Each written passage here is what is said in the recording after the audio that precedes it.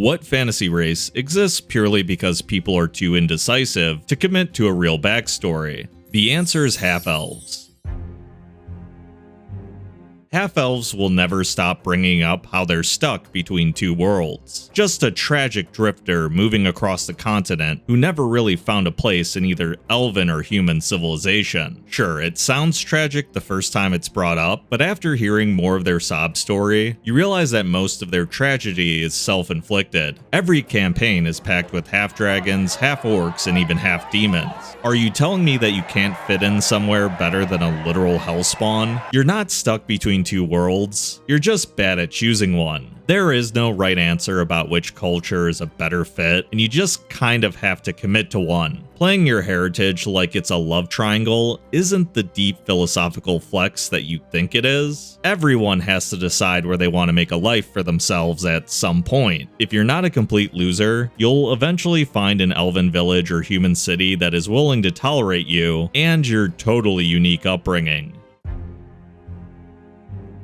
Half-Elves are a combo of two races coming together. In theory, there are hundreds of possible ways to showcase this. For some reason though, every single iteration of a half-elf involves having pointy ears. Human ears are a recessive trait when it comes to fantasy genetics, I guess. Every half-elf woman is described as the most beautiful elf you've ever seen, but now with softer features. Their slightly less pointy ears and more rounded face somehow completely eliminates all the traits people associate with elves being cold and uncaring, which means you are now not only the prettiest girl in school, but also super approachable. The half-elf men are somehow even more generic, because they all seem to be just elves with patchy beards. Half-elves seem to have a lot going for them despite their tragic upbringing. Every half-elf downplays how much of a power pairing elven talent and human adaptability is to have. You already won the genetic lottery. Is it really the end of the world if you don't get to be king too? Just take advantage of your leg up in life and become the legendary adventurer you were destined to be. Whenever a half-elf keeps complaining about being denied their birthright, it feels like watching a spoiled trust fund kid who finally got cut off try to explain how they have it so bad. Do you know who I am? I'm Darian Nobleson, the estranged prince to the High King of the Elven Court. And yes, while it sucks that Darian wasn't allowed to rule because of his mixed heritage, I'm not exactly heartbroken.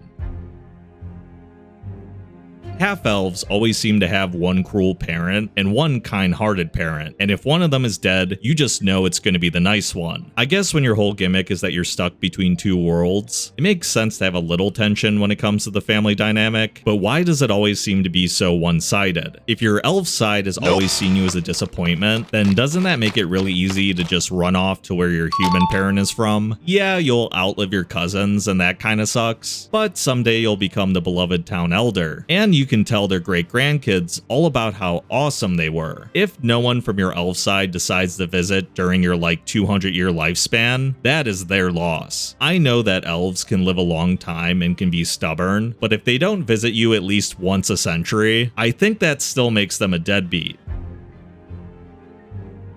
Half-elves don't always try to be the main character, but their lineage always seems to guarantee that they will be. Apparently, you can never just have a random elf innkeeper fall in love with the local human blacksmith. There always has to be some kind of geopolitical drama baked into the relationship, like a now exiled elven prince falling in love with the baron's daughter. Do they still love each other? Of course not, but at one point they risk the well-being of both kingdoms to be together. Guess who gets to clean up their parents' messy divorce? The half-elf, of course. Both of your parents' extended families are at each other's throats, and now for some reason it is up to you to mediate the fate of the world. That is why adventurers who grew up in an orphanage are actually the lucky ones. You still get to be the child of prophecy that brings peace to the realm, and you get to avoid all the headaches that come with the family reunions.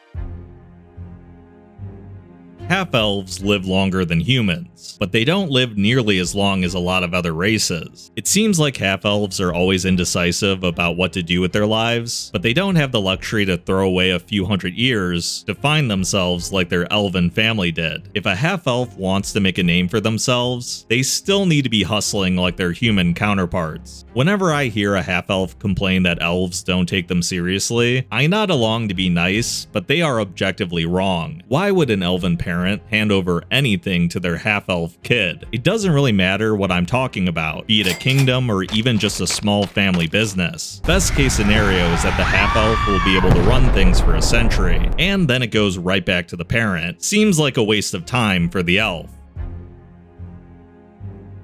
Half-elves are always eager to abandon everything, to go on the road in the hopes to find a newfound family. I get that growing up can be hard, especially when both sides of the family have high expectations for you, but half-elves tend to have the natural talent of their elf parent and the adaptability of their human parent, so those expectations are actually pretty attainable, and you might just be lazy. The truth is that half-elves probably just enjoy being with a bunch of outcasts in a party because it makes them feel like they fit in, but the reality is whenever the party goes into town, no one is going to care that there's a half-elf in the party when there's a 7-foot-tall lizard man barbarian right next to them. T'Chomp's family was all slain when the king sent his army to purge the swamplands of lizard folk. He is actually trying to find a new place to call home. You just won't call your elf dad because he moved on after your mom died. So yeah, half-elves. They're caught between two worlds, but only because they expect the world from both sides of the family. Lucky for them, their situation is not nearly as bad as they think. They'll find their calling soon enough, and your party can be part of that journey, as long as you tolerate the occasional whining. When it comes to adventuring, they're a staple for a reason. You get all the talent of an elf, with about half of the entitlement. They'll learn to fit in eventually with the vibe of the group, so even if they start off a little over the top, they'll get better. Half-elves always find a way to excel in new situations, and we love them for that. You'll never find a more talented and less self-aware person, and after about 20 minutes, they'll consider you all the siblings they never had, mainly because they don't count all the half-brothers and half-sisters that they do have. Just make sure to never leave their side for too long, or they'll start thinking that they've lost their family all over again. Leave them alone for a week, and they'll already be with the new adventuring party, talking about how they were just barely scraping by until they found this new group. That is why half-elves are fantasy's most privileged outsiders. If you liked the video, make sure to check out my other releases on the channel and subscribe. And if you want to support the channel, you can use code LootGoblin at dnddice.com and get free shipping for purchases over $50, as well as free mystery dice sets when you place bigger orders. Check out the Archmage 11-piece dice set to have the perfect dice set for your new half-elf looking to master the arcane arts. And check out all the other King of Crits exclusive designs. I'm a big fan of the Lich-Lair Dice Tower and use their Plague Doctor dice in my own games. I hope to see you in the next video. Farewell for now.